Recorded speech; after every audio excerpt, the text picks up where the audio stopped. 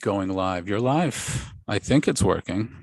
I have no idea. You're in control. I'm only in a Zoom, so you gotta We let can me end. know.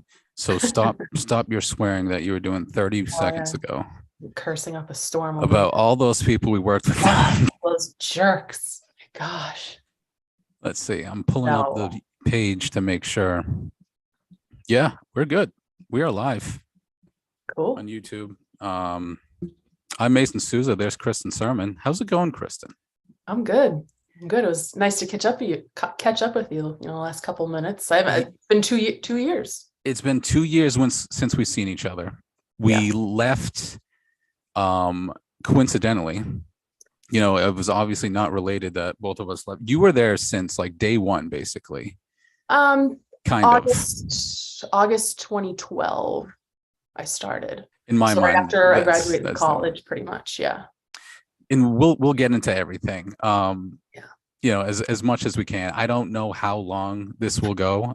Maybe it's a 20-minute conversation. Maybe this is a 10-part documentary. I don't know. But this is something that we talked about doing for like a couple months actually. And then only in the last week or so, we actually did some legit show prep for to talk about our time at the sports hub as producers, things we learned, the people we worked with, and everything in between. And in my mind, I'm like, this is just going to be a fun conversation, whatever, just catch Yeah. up basically. But then we started like sending bullet points and basically a format. We started show prep. Like I And I'm said, like, it was probably more show prep than I ever did for a show.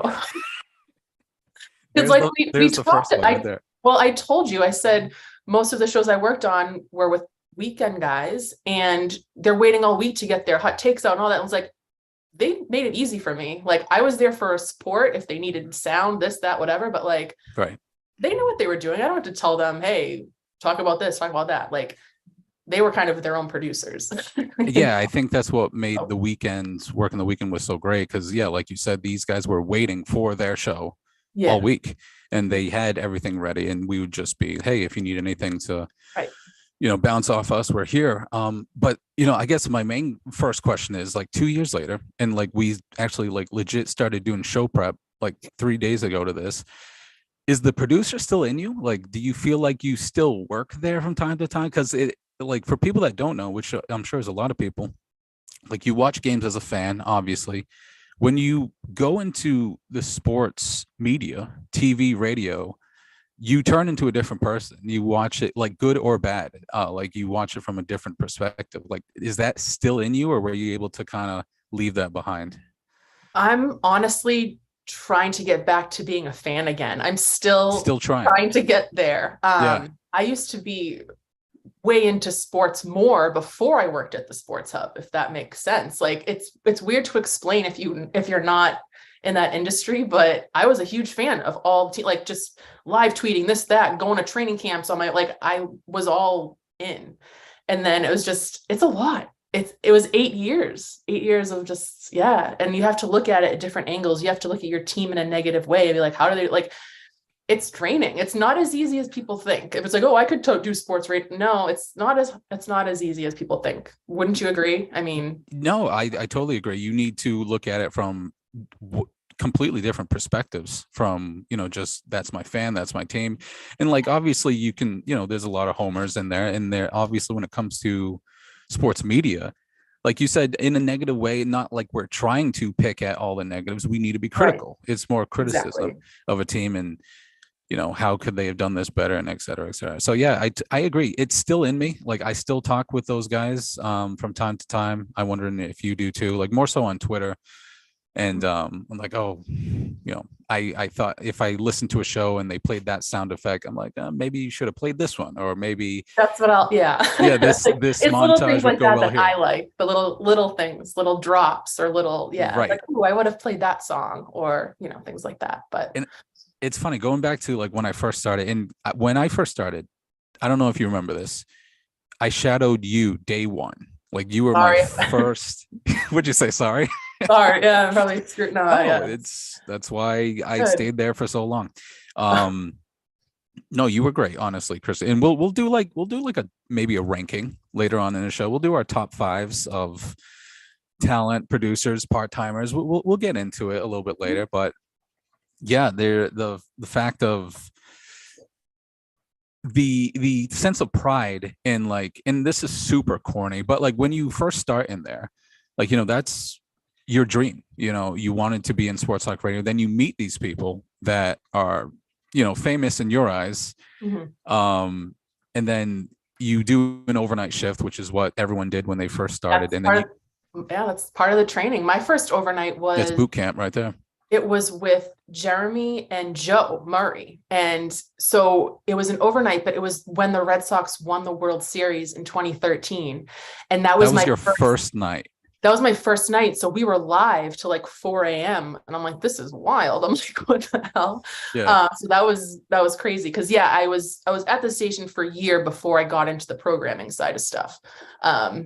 So yeah, that was my first training, was when the Red Sox won the World Series. that's crazy. Like, Yeah. what an introduction. Like, here Right. you go. Instead of like, celebrating, like, your sports talk radio, let's talk about it for 6 hours. Yeah. I remember after Super Bowl 51, me and Joe did the 28-3 comeback. That was probably my favorite show. Mm. And I remember and that was the fan in me. That was probably the only time the fan in me where I'm like, because they were going to lose that Super Bowl. They should have obviously lost that Super Bowl. And then Mm. I'm like, I really don't want to go into work. Like, they did this again. Obviously, the Julio Jones catch. So it was three crazy catches in a row against them and three losing Super Bowls. And then they come back and I'm like, I'm ready to talk for the next 24 hours with Joe. Like, I'll talk all night. And I'm thinking like the Zoe soundbite: losers don't sleep, or winners don't sleep. Winners, well, whatever. And Mm. we have stories about Zoe as well. We'll get Mm. into. So yeah, that was fun. But my main point when I first started, like the sense of pride of using a soundbite and like on the drive home, and like for the what happens last night segment with Touch and In Rich, like, touch oh, right they away. used my bite. Like, yes, it's like the feeling of pride. Like, I contributed to the show. How corny that may sound, it probably really does, but it's like that made me feel like part of the team in kind of a way. Like, did you have a sense of when you started to feel like, yeah, I belong with these people, like I'm comfortable with these guys? I don't know, because I think, again, for me, it was a little different, where before I got involved in the shows, the guys already kind of knew me around the office doing promotions and street team stuff. So I Street was team, yeah. always kind of around, and then I just kind of made my way over eventually. Thanks to Rick. Rick Radzik is like a saint. The best. He's been like my shrink over the years. I would go in his office and just like talk to him about life. But yeah, so when we were doing the sports hub like talent searches and stuff, with like Matt McCarthy, Sean Silver, Tim Mcone, they all came in that way. And it was like that first summer we did that. And Rick kind of was talking, oh, you're interested, getting into this kind of stuff. So he was the one who kind of, gave me that chance and opportunity, because I never had any experience working in radio, never knew how to run a board, nothing. And Yeah, I learned it all there. So, yeah. but yeah, I don't know, like it's hard for me to pick like when, like, okay, I'm like comfortable, but like, because I started differently, you know what I mean? So, Right. so it was kind of easier for me, I think. An I easier. was in one of these sports sub talent shows. I think it was the year after. So Matt won. Did Silver win, or was it Tim the next year? It was between Matt and Tim, I think. So Matt and Tim were the same year. Matt won, and then they also had Tim But come in. I But guess Tim Matt didn't. cheated though. I don't know if you heard this. He admitted I it was on there. I don't air know if I remember. I don't on the recall. Jones. Like, he was ineligible because he was not in the right. He lived in Rhode Island or something. I Oh, don't know, really? Maine. I don't know, somewhere. So I'm like, that some bitch cheated. Yeah, Didn't back in he? Well, he 20. was Portland. He was doing like Portland Yeah, Seagull stuff, right? yeah, that's right. He was doing baseball up in Maine. So, Yeah. because I remember I did the 2014 one at the Charlie Horse. Now it's Barrett's Ale House or something like that in Bridgewater. Mhm. Um, and yeah, and I was shooting the shit with Matt. Like, he did it the year before. Like, he was all cool. And like now, 8 years later, like, this some bitch thought like he was a champion. He cheated all along. No, but I love Matt. We'll That's like I great. said, we talk about top five. Matt is so friggin' good at what he does. Like, he could be the number one guy in like half the stations across the world, He also across the like, country. I mean, he's so versatile, yeah. and like he absorbs everything like a sponge. What he's done, he takes his his stuff so serious that like, yeah, he can be the negative guy. Yeah, he can be the positive guy. Yeah, he can go back and forth with callers. Like he does it He all. can I've be a producer. never. He runs a board. He Runs the board. He's run games. He writes on the web. Like he does everything there. Yeah. No. He's the most versatile guy there. He's wildly valuable to that station. I don't know. I guess we could get into that now. Like, kind of, what do you want to go with first? Like, I'm following your lead, man. You take it away. I'll just follow you. Well, what do you want to get into? Like I said, we spoke before about like how we kind of wanted to go part of what topics first. Did you want to do top 5 talent, top 5 part-timers you worked with? If you were starting a station, who would be the guys that you wanted to bring over? Yeah. And it was so hard. This is a whole gimmick show. We tried to like not have the same people like on our list, but we wanted to also like spread the love. Like we're, but we're trying to, it was tricky. Like everyone, I can't say a bad thing about anybody. I really, if you're tuning in to like see if we're going to say something bad about people, like sorry, like we're not going to do that. No, see what happens in the next 30 minutes. I might get riled up about something. No, I'm kidding. Everyone, I really can't, I can't say anything bad. But I don't know. Do you want to do like your top 5 part-timers like for weekend? Yeah, let's shoot out the part-timers first, because obviously that's who we know most, I would say, since we were part-time producers and all that, technically speaking. I don't know, you want to go from 5 to 1 or 1 to 5, or who? I didn't really think too much about the order, to be honest. Okay, I didn't either. just so we don't need to rank them, or maybe we can and have them all fight each other for the top spot at the station. First one for me, I gotta shout this guy out the most. Jeff Williams. I work with. We have so many of the same interests.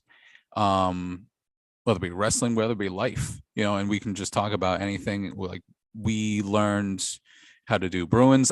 I'm not sure if he does Celtics. I'm sure he could, obviously.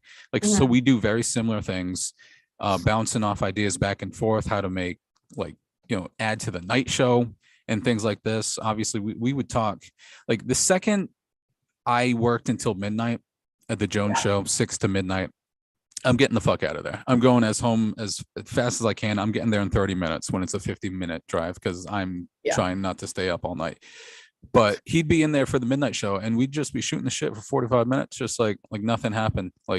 Such a good dude. Definitely deserves everything that he gets and all the opportunities he gets. He's good. He's a good producer. I can actually tell when he's producing on the weekends. He brings in a new style, whether it's music coming back with, whether it's the highlights.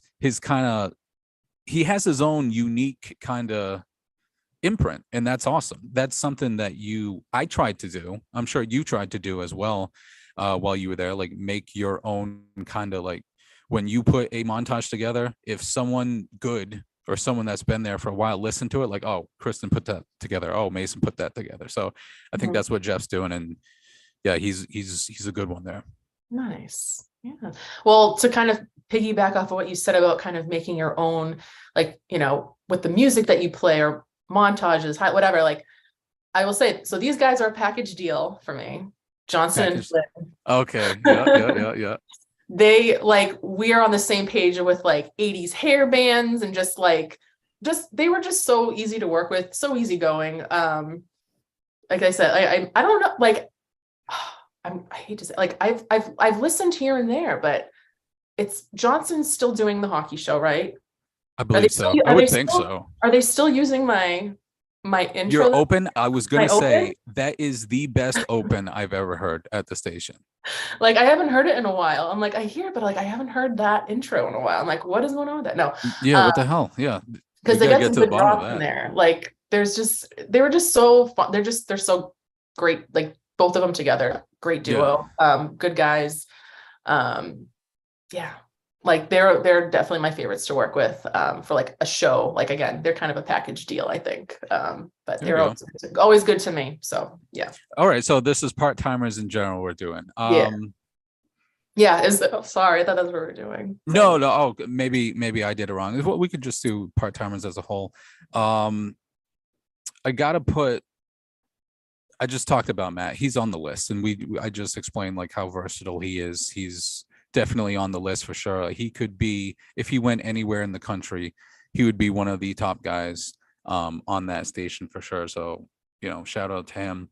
Mhm. And like right next to him, I'd say Sean Silver as well. Talk on His him. basketball knowledge is great. Everything. Like he can talk about anything as well as everyone else. So, I'm gonna kind of be reiterating things a little bit and repeating things, but that's why they're there. They know what they're doing. I had the privilege to be the quote unquote two guy with him a few times in my final year. I remember when Jim took over when Mike Thomas left. Obviously Rick took Thomas's spot and Jim Yeah. slid into Rick's spot. I don't know if it was holiday or summer. Everyone said like, screw that, I'm not working with Sean. No, I'm kidding. No one would say that. But yeah, Jim would reach out to me like, hey, I know you're producing, but would you want to do headlines as well? And I'm like, would I want to be headlines? Of course I want to be headlines guy. So that was like, shout out to him, to both him and Rick. Like the reason why like we were so versatile at what we did is they put us in those spots to give us an opportunity. And like that can't be thanked enough because, and we'll talk about it more, just the different roles that we worked on made us so much better as producers. There was a moment in time where I thought I was the best producer there. Absolutely. I'm going to tout my own horn. I was the best at a moment in time. Like nothing could touch me. The connection as you talked about with Johnson and Flynn, like on the same page. And that's a great phrase because that's such a feeling where you like, whether it's you're working with Felger or Rich on the morning show, Zoe and Beetle, whatever, Jones at night, just Jones is so laid back, like anyone can work with him. He's, Yeah. fantastic. And they all are, again, but like the feeling when what the host wants. And then they yell to the back, hey, can Mason clip that? And I can tell the hosts, Dan, like, I'm already doing it. Like, I knew you would have wanted that. I'm already doing it. That is so rewarding. So many reps with these guys that you're able to be on the same page. And that's why they like you and they're okay with having you on the show. Yeah. So that's what makes it awesome. I think we're gonna end up like merging all of these categories in because we really are. We're not even gonna stick to this. Yeah, because this is just a conversation. But to Joe Murray was like my guy. Like he would always try to get me as involved as possible on air. Like he is just Joe. Like what you see is what you get. And there's also a reason why, if you notice, like if there's a new guy coming on or like a fill in here and there, like they're trying to give someone a spot in the 2 chair, like Joe's that guy to kind of like bring these guys on. You know what I mean? Like make them comfortable. Like for sure. He can talk to anybody. Like it's just so easy with him. So laid back. And like I said, what you see is what you get. And it's not all sports. Like I don't like no, it's not. For me, I can't. Like I just can't do it. Like he talks food, pop culture, this, that, like music. Like I love. Wait a minute. You tell me Joe talks food? No. Joe's awesome. Joe's the best. Yeah, he is the best at not talking sports, like or making it the most entertaining when it's non-sports. It's Joe. Joe's the guy to go to when it comes to that. Couldn't agree more. Yeah, he's getting a lot of great opportunities, I see too, and it's much deserved. So happy for him. Yeah, no doubt. Love that. He blew up with Lift Shots as well. How they got together doing the gambling show. That was huge. And I remember back at Brighton, Joe was talking to me about it. He's like, I'm thinking like, pitching this gambling show. And like, that was before, gambling became like really a thing. Like, obviously, it just became a thing in Massachusetts, right? Somewhat recently. And it was nowhere close to possibly being a thing, like legal gambling in Massachusetts. And I'm like, I don't know why you would want to do that. Because it can't happen. But yeah, he was ahead of the curve, and good on him and Lift Shots for sure. Another guy I'll throw into the mix, Tim Mcone. Such a fun dude. He's great. Such a fun dude to work with. Like self-deprecating at his finest, and that makes it so hilarious. The way I'll grab a beer with him anytime and just shoot the shit. Like he's great. Tim's awesome. His A+ live reads on Zoe and Beetle are just tremendous, messing up all the time. Yeah, he's awesome. Great to work with on any time of the day, whether it's midday, night, shooting the shit in the back. Good dude. Like him, Matt, Joe, Sean Silver, like yeah. those are Sean, like I can talk music with. Like Sean always had like a project going on at home. Like he's a very like do-it-yourself guy. Like oh yeah. has his own like garden and stuff. Like he He has always to has be something going on. It's just father like, of two. yeah. I strive to be like Sean Silver one day when it comes to being a father. I was texting him a lot, like when I first had my daughter. A lot, and like obviously it was, I don't know if it was bad timing because he was going through some stuff as well, like with his kids, and he had a new one coming along. But I'm like, hey, like I need some help with this, and like he'd get back to me. Like, so such a cool dude. Well, he's always so calm. He has a very calming like presence about him. Like when he walks in, he's just like calm and just like he's always just He relieves the anxiety if there is any. Yes, that's a good way of putting it. Yeah. So yeah, that's a special skill, honestly. Like coming into the room and doing your own thing and just making it like everything's all good. We're gonna talk sports, we're gonna talk whatever, and we're gonna have a good time.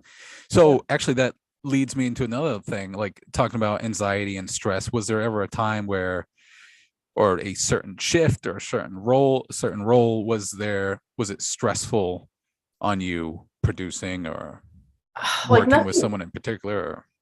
Nothing like sticks out to me that was like, oh my God, that was like a nightmare. But like, it's just little things that might pop up, like, because as you know, like on the weekends, you're pretty much by yourself. Whereas when you're working on a weekday show, there's maybe 2 or 3 people in the control room. Right. Like, you're running the board, you're answering the phones, you're making sure nobody swears over the air, you're making sure like everything's playing when it's, but like, so like you're kind of, especially when there's a lot going on, like there's, a relaxed day, like that's fine. But there are some days where I'm like, oh my God, did I dump it in time? If someone said something inappropriate, like it's like things like that. Or when you lose connection to like I hate connecting to the ISDNs. Oh, the Jesus. ISDNs gave me nightmares. I never felt like good about, I hated those. Yeah. When it came to doing the Celtics games and even Bruins, when, the times when Howie was not there, which was like, 1 week throughout the year, I remember,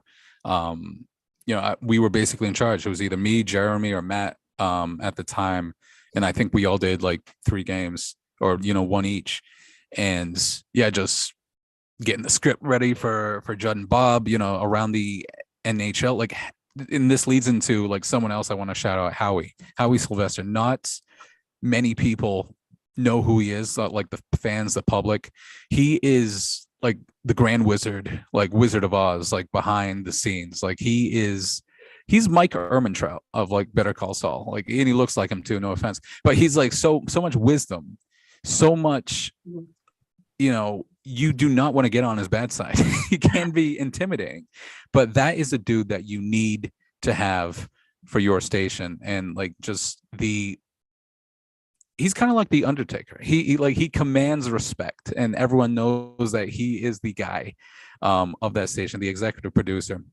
Can't say enough good things about Howie. Just giving me the opportunity, and I screwed up so many times under his watch running Bruins, and I felt like complete shit because I'm like, he doesn't deserve this. Like, this is his baby, the Bruins, and here I am, pressing one wrong button. Actually, I have a quick story. When it came to working with Howie, I was shadowing him like 4 different games before, eventually it was probably like 2 weeks. It could have been less, but I screwed up so bad. It was back at the old station, back at Brighton. And or the old station, I should say. And that was the best one, by the way. I liked Brighton. You think so? I liked being down in the basement. Like away from everyone. Could do your own thing. Like, it was just yeah. We're kind of the same. Just like keep us in. Every other station can go be on the top floor. That's totally fine. Let us do our thing down here. Yeah. So anyway, like, after shadowing him a couple times, he's like, "You ready to do this?" Like, in the game is actually just starting. Like, it was probably, oh my God, I'm blanking. Dave Gosher at the time was probably running, was doing the games, and I'm like, "Yeah, I'm ready to do it." Because in my head, I was not ready. I was not ready one bit, but I'm like, yeah, absolutely. I do. So the reason why I said that is, and I had this thought going in, like, always take the initiative, always be ready. Or, I wasn't ready, but always say yes, like take a shift, like, do an overnight, like, fill in Yeah. for this guy and all this. And that's something I held on for quite a while there too, because you don't know when who someone's listening, or an opportunity you might get, or you might have a good take, and like, Mhm. that gets remembered, like the Time Lord take or something like that still lives in infamy. But so anyway, I go to the board and I screw up immediately. I press the wrong thing, like the first button I press, and then he tries to fix it. I press something else, and he's like such like a disappointed dad. He's like, go sit down. You're not ready. Like that was his quote. Go sit down. You're not ready. And I felt like such a fucking dumbass. At Like, least you tried. I like those games, like once you go, like it's intimidating. Like yeah, I never tried that. Like at least you gave that a shot. Like you were able to figure it out eventually. Like yeah. that would cause me stress, I think. It Like was doing stressful. 15, whew, that's a But lot. There's a lot going on. because like you said, you're like, when it comes to a weekend, you're running the board, you're cutting highlights, you're taking the call, making sure no one doesn't swear, you're going to break on time. That's the same thing for running a Celtics game. Oh Mm. my God. And Sean Grandy is a fucking perfectionist. And that's what makes him so good, at his job, calling the Celtics. Like, he demands perfection because he demands it himself as well. Like, he's never had a bad show. And then that puts pressure on you, the producer, to make sure everything's ready. Mm. You're finding highlights from around the NBA. You're making a montage, a game recap every single night for this game, cut sheet sending to them with that friggin' ISDN, making sure. And like, God forbid, if there's one inconvenience, like my heart starts going up like 15 beats a minute, Yeah. and like Anita, and that, like I said, you said we'll jump around, and that leads to, like, when there are errors, guys like Dennis, Dennis Josh. is, oh my gosh, he Yeah, has saved me. Like, even when he's on vacation, he's not on vacation. Like, yeah, Dennis is the backbone of Beasley. Like, he really he is. does everything. He Like, really is. oh my gosh, I feel so bad. Like, there are times where I felt so bad, like calling him, because like something would get screwed up in like the commercials, like I don't know, like the systems kind of are wacky sometimes, and like I Sometimes don't know.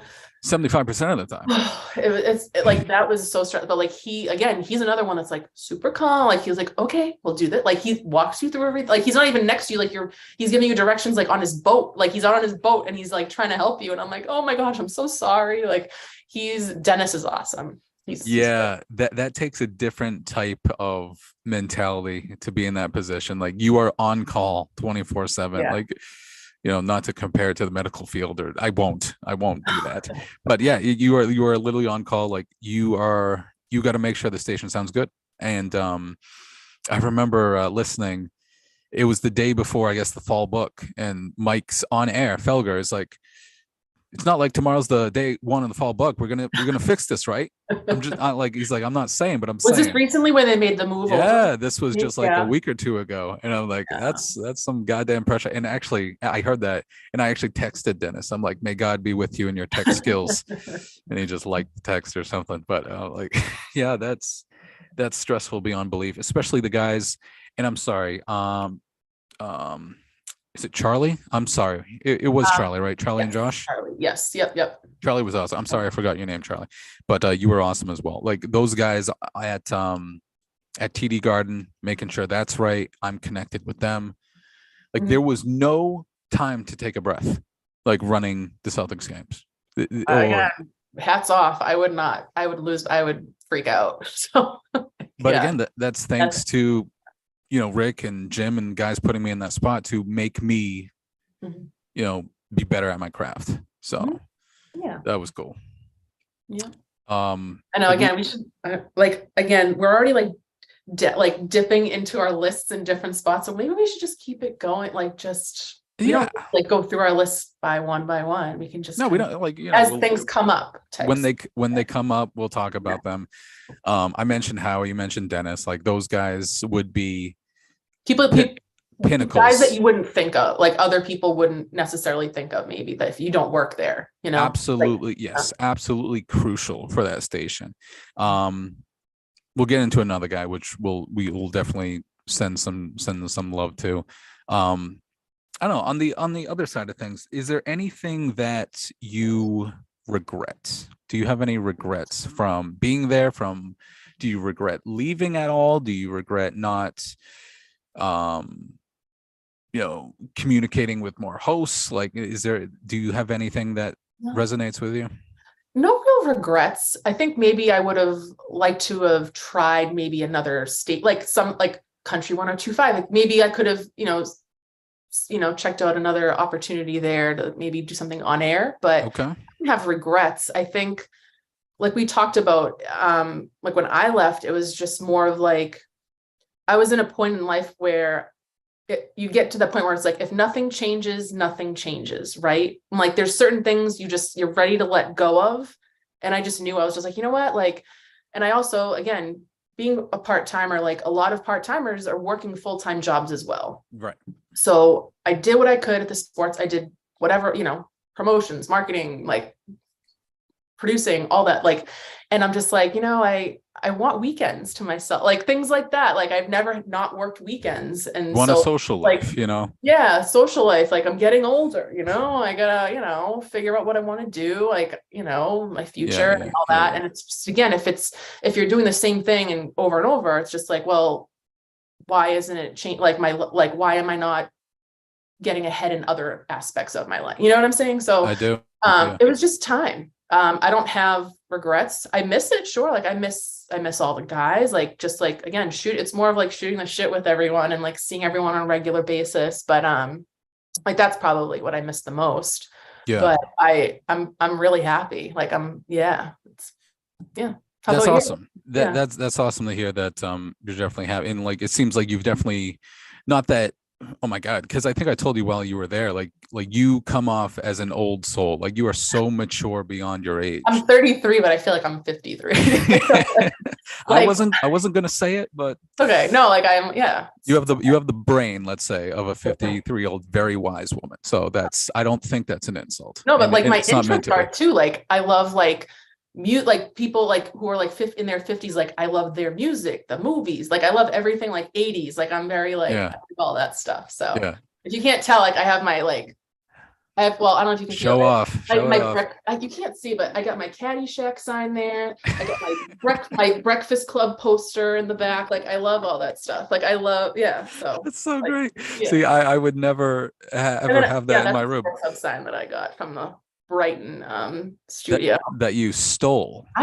Thief. I was the very last person to press that button before they switched over to Dorchester, and the whole place was cleaned out, and that poor sign was just sitting in there by itself. So I'm like, I'm gonna take it. Like it was, everything else was gone. Everything was gone. Like it's a stray dog. Like, oh, it's got to come home with me. Like, no one's gonna come back here again. I'm like, I should just take it. So I would have done staying proudly in my office. Okay. Yeah, if you want it, come get it from her cold dead hands. I don't think you'll be able to get it. I remember one time, the only merch or things I got from the station, I think Sarge came in one day. Mike Sarge Riley, love that dude. He's doing great too. He's doing like all the announcing at the state at Gillette and everything. Like he's the voice of all the teams. He's balling. He's awesome. Good for him. He deserves all the success he gets as well. He had the key to like the merch closet, because of course he did. And I'm like, I'm going in with you. And I'm just like taking, and like, I stole like, 20 things. Like, my wife still wears like, of course, like I got so many shirts and she stole them for bedtime. And like, those were kind of for me, but whatever, I guess you can have them. And like, I don't know, keychains and like silly shit like that. I had a decent amount because again, I worked in promotion, so I have like the ski jackets and like t-shirt. Like I never got that. I didn't get that. I was hoping for like the coat and stuff like that, and it was just like the best thing I got was like t-shirts. I could make a blanket out of all of the t-shirts that I have. I have a lot of t-shirts. That's awesome. That's the one perk, or I wouldn't say the one. That's one of the best perks of Street Team. Yeah. How was that transition? What was that okay? Like, it was fine. How long were you on the Street Team before they said like, "Hey, want to be a producer"? It was a year. Yeah, it was a year. So I started August 2012, and then again when I did the producing stuff, it was October of 2013. when Okay. I trained with the after the Red Sox game and all that. Right, So right, yeah, right, right. Okay. it was about a year in. So All right. yeah. And moving to, and like you said, like you hadn't done it before. You did with Jeremy and Joe. Was Yeah. that like a culture shock, or were you like, did you know? Because Jeremy was on the street team as well, right? So Jeremy, shout out Jeremy because he's been there before. I think he started when it was still BCN. I think it was like his Really? first I didn't know that. his first and last week it was like I think the BCN's like final week or something or final month he was with BCN and then switched over. So he's been there from the very like before the Sports Hub actually officially started. Yeah. So Jeremy's done a lot. He's another one too. Like, yeah, he started on street team. He does everything. He can run the games. He does Jones' shit like 5 hours. He's Like, the he does everything. technical director of the New England Patriots. Like, how fucking awesome's that? And he's done that for how long? Yeah, I think Rick even said like Jeremy is the poster boy of like success from being from the street team. Like he is like this is what you can be. He's worked And his like ass off. Yeah. executive producer of the night show. His connection with Jones is just probably the strongest out of lead producer and lead host. Like Mhm. if you're talking about like say Dan and Fred or Jim or Tom and Beetle, and then obviously Jay Stu and Felger might be close, but I'm picking Jeremy and Yes, Jones. I Like know what they you're are yeah, I get what you're saying. Yeah. Yeah.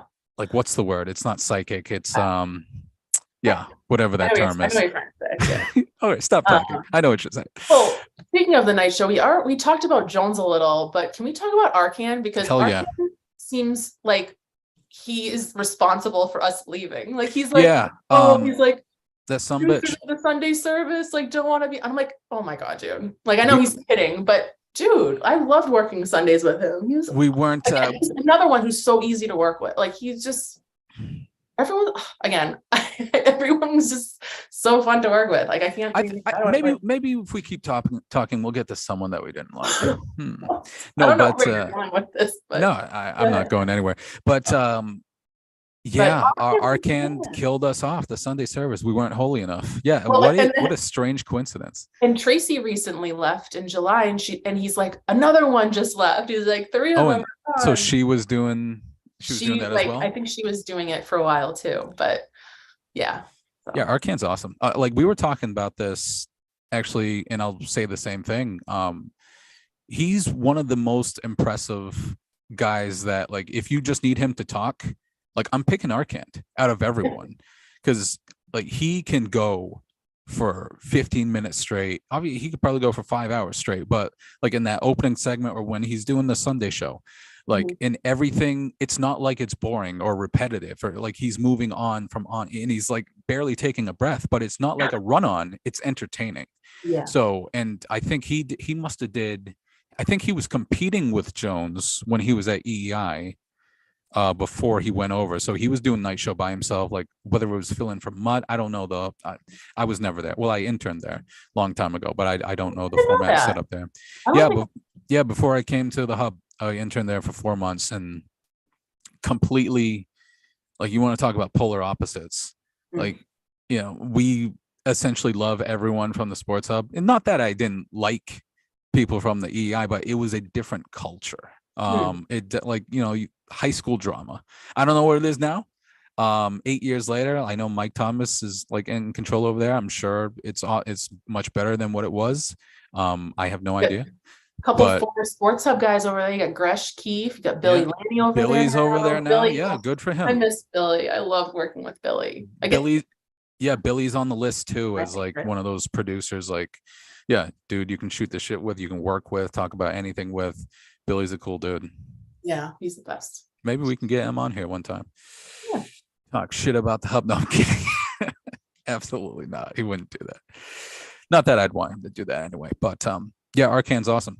That show, and he like was the mastermind of like doing a little cameo for me on my final day. Like he had Beetle, he had Joe, a bunch of guys, like 8 people or whatever, say goodbye to me. And like that really touched. Like I was I was actually floored. Like I wasn't expecting that at all. They kept it from me, and they did like the in case you missed or the reset. I think so. It's the final hour. In case you missed, here's the reset, and it's supposed to be what they did throughout the show. And then Jones set it up like instead of whatever, like he mentioned me, and then Yeah. they did like whatever it was, a 3 minute kind of goodbye. And the one thing I remember with the first one, Beatles said something. Um, it's like I hear whatever new house and a kid coming along the way. He's like, congratulations, but like I'll tell you, like a couple months in, you're gonna be like, Gonna be winded. I think I remember fuck that. this. That was a good line. I remember, that I'm was a coming good line. back. I liked that. Yeah. And I'm like, no, come on, you're crazy. Begging to come back. Yeah. And I shouldn't say anything because my wife might be watching. But I think about that sometimes. No, I'm kidding. Absolutely not. Yeah, there are some times where I'm like, I could go for a night shift right now. That would be all right. No, I love my family very much. I just say it over and over again. I love my family. I'm sure you do. Oh my gosh. Yeah, no, that's awesome. No, like that's great. I mean, you seem to be, happy and all that with everything, right? I mean, Oh, absolutely. Yeah, it's that's awesome. Like that's it's like all good. it's weird becoming a parent. I still don't understand it.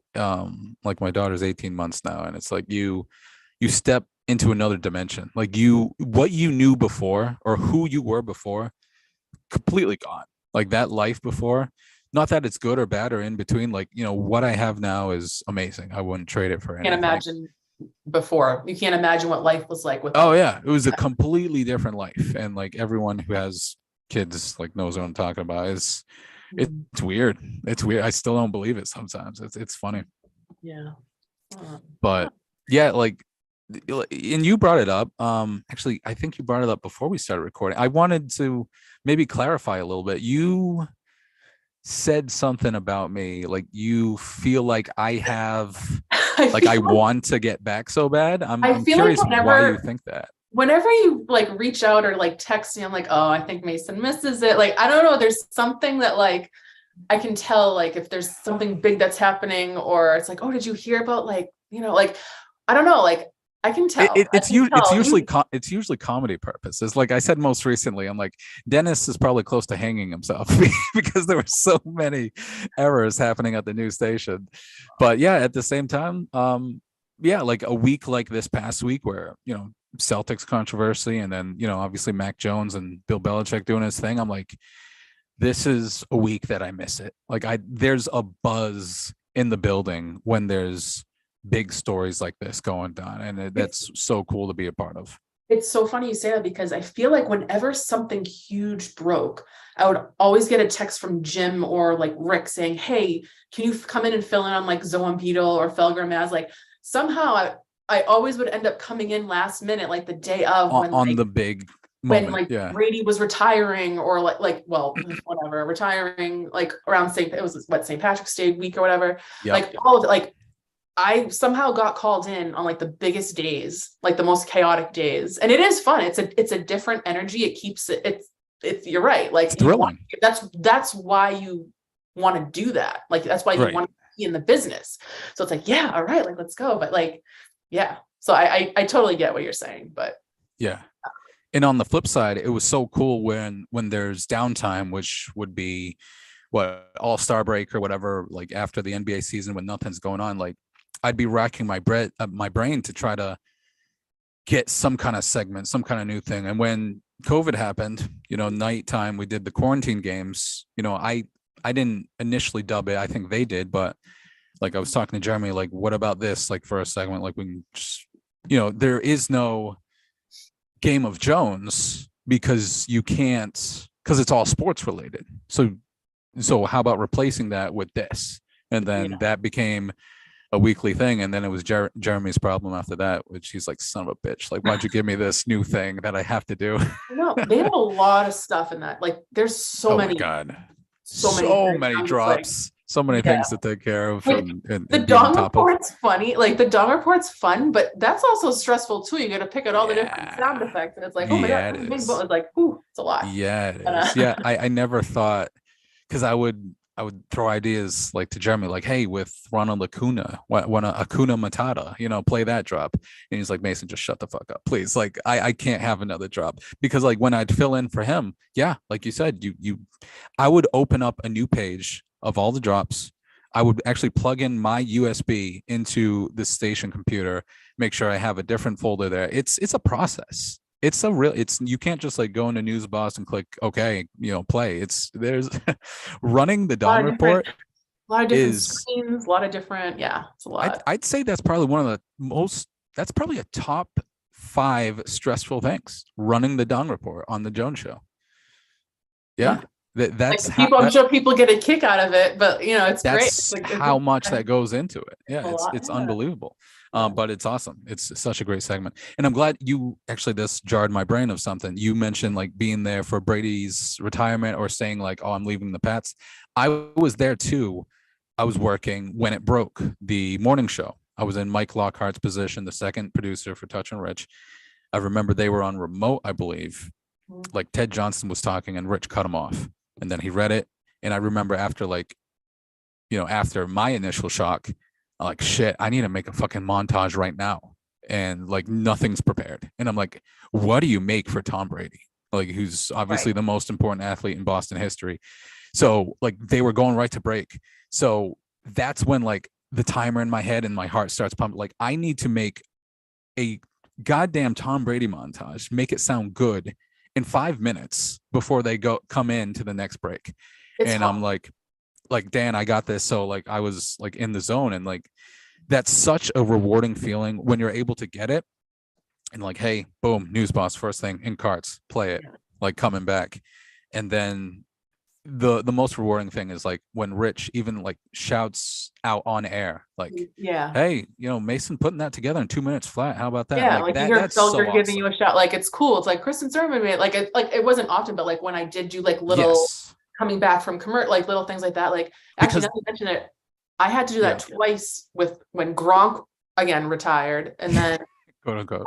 Ian like Ninkovich or something. But like I think I had to like whip up 2 quick ones, but Gronk, I think we were like in the final half hour of it was like a Sunday. I think I was with Mcone. I think I was with Mcone. So like I whipped up something really quick for Gronk. It wasn't anything like crazy, but I'm like, but yeah, that's another thing of like being by yourself. You're like, well, shit, I gotta make this, but then I gotta do this and that. Like, yeah. So but it's fun. I like making those, but it's actually hard too, because you have to really go back into all of the folders over the years and like find the correct highlights, and it's a lot. Yeah. And like you said, like the system can be screwy sometimes. And then like, oh crap, this one is a WAV file. I got to resave it. Or should I go to YouTube and get the highlight? Like in your mind, you're trying like, what's the quicker option? And like downloading ad blocks on YouTube, that saves you 15 seconds. Like, because a second is all the time in the world. Like you need to be ready.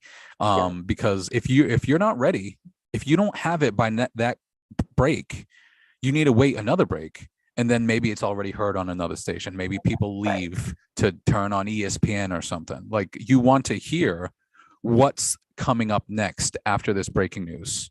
And then that's what I put in my head. I'm like, this needs to be ready no matter what. Yeah. And most of the time, I think I was able to do that, which I'm very thankful for. And again, that's like thanks to guys like Mike, Rick, Jim, putting me in those spots to run the Celtics games, to run the second producer on Touch and Rich. Like what I'm surprised Mike Lockhart isn't like having like 2 packs of cigarettes a day, because like that is the most stressful position at the sports hub. And that's like not a shout. That's not a knock on Rick or the morning show or anything. Like it can be way more efficient than what it is, but that's what makes you a better producer, because you're putting things in Vox Pro on Fred's computer. You're running to the back to put things on Pro Tools and Rich's special station. There's a reason why, like that's why they're the best. Always do so well. Like that's why they're all the best. They broke, just exactly. Thing, so yeah, save 5 different things into something, but that's what makes it. That's what makes you better, and like you just said, that's what makes the show so good. I don't think I've ever worked on Touch for. That's the only show I don't think I really worked. I think I might have worked on with them once. Okay. With Tracy, and that was I've worked on Midday, Telegram Jones, but no, I don't think I've ever worked. So I never really had that experience of loading all of that But I know it's a it lot. Yeah. it's an experience. It's Yeah. definitely an experience. What show would you say you worked on the most? I think it's a tie between Midday and Felger and Maz. I think. Really? Felger Maz that much you did? Like during the week one, Uh, like during the y- week or just overall? okay, I'm sorry. Yeah, during the week, because Like during obviously the you week, did weekends. Was it Joe? I'm because sure, or it was, Johnson Flynn, right? yeah, Johnston, Flynn, um, Joe, Arcand. Because I feel like the good thing is like they try to like keep your hours somewhat regular on the weekends, which sometimes like if you can keep the same shifts, I know Tracy would do Gasper and Murray most of the time, so like we knew kind of what to expect with the schedule and stuff. You continue, keep that thought, but I got a story about going over my hours with, Oh yeah, so you I can't go got you can't around. do that, but go on.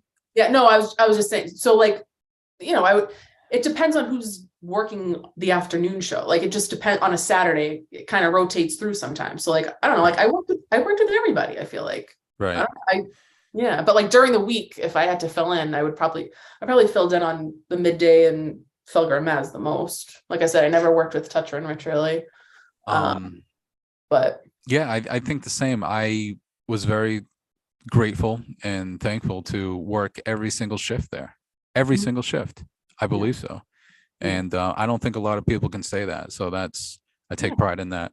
Um, like I did the one person I don't know if I ever worked with Beetle, as a matter of fact, with him as the host on the midday show, because I Yeah. did do the host midday show a bunch of times. It was when Hardy was the number one. And we've already gone over 50 minutes, I think, on this. This flies by. I'm actually stunned. Like, I told like, you, are we like gonna make 30 minutes? I told you, there is We haven't even so gotten into some of the stuff we wanted there to is talk so about. much more to talk about. I think we Yeah. definitely have to do another show. But I think we got to end with Hardy, because we were talking about like top five, and like you said, this did not go the way as planned. This No, it just turned didn't. into a Is it conversation. ever? Do shows ever? No, it really doesn't. After the first segment, you like this go, and then something shit hits. Except Felger, he stick to the script. Oh, Everything goes the way, and that's why he's so good. But anyway, yeah, Hardy is the best at that station. He is the clear fire number one, and that's not a knock on anyone else. But he's like, we talked about, like being versatile and doing everything, like jack of all trades. I consider myself a jack of all trades. I think I'm good at everything. Hardy is elite at every single thing there. He can be one guy, two headlines, obviously. He produce produces, like puts like the crazy production, whether it's for Felger Maz, obviously midday. He works with everybody and it sounds awesome. Like he makes everyone else around him better too. bingo. Like Bingo. he brings out the best in everybody. And again, he has other jobs too. He works in other stations. Like he's all over the Dude place. has He's all 27 over the place. jobs. Like how do you live? Like what is going on? I don't know, but he no, I mean you summed it all up. I mean you said it. Yeah, you said it all right there. And I got to know him again at first doing street team stuff. So like he was always Okay. the guy, like when he showed up at appearances, I'm like, oh good, I don't have to do a mic break. I'll just hand it to Hardy. Like he'll take care of it. He does it all. Like he doesn't care. It's a walk in the park for him. It's so easy. Yeah. Yeah, he makes everyone else around him better. And like I said, like you said, does everything. He can do anything anyone asks, and it's He just does Patriots, he does Revs, he does literally everything. 92.9 across, like everywhere, I everything. I went to him with advice for like when I was able to do the PA for the Revs one time. That was fun. That was cool. I went to him for advice for that, just even He's outside of work, such a personal dude, Yeah, he's one of the guys I know, like I could always call him like to this yeah. day. And If he just just awesome. turned into a total dick with a massive ego, that would just be okay, because he's that good at what he is. But he's such a humble dude. Can't say enough good things about him. Honestly, can't. Yeah. That station honestly should be lucky. Should be on their hands and knees, thanking, like, please, thank you for staying with us. Yeah, Hardy's good. Hardy will be good anywhere in any position. Did you have any kind of funny anecdotes before we end? Like I mentioned, I guess I'll come through on this hours one. It's very tiny, it's very small, but it was actually with Mike Thomas, and it was at a matter of time where I guess he wanted to start an esports I podcast, I remember that. believe. Whatever happened to that? Yeah, I Yeah, remember did I talk to you about that? Like I wanted I to do remember that or something something. about esports, but I don't really. Yeah, I don't So know whatever. I'm like, all right, here's my shining moment. I'm gonna have a podcast for the station. So I did it with like a couple buddies of mine. Actually, it was like my brother and my best friend.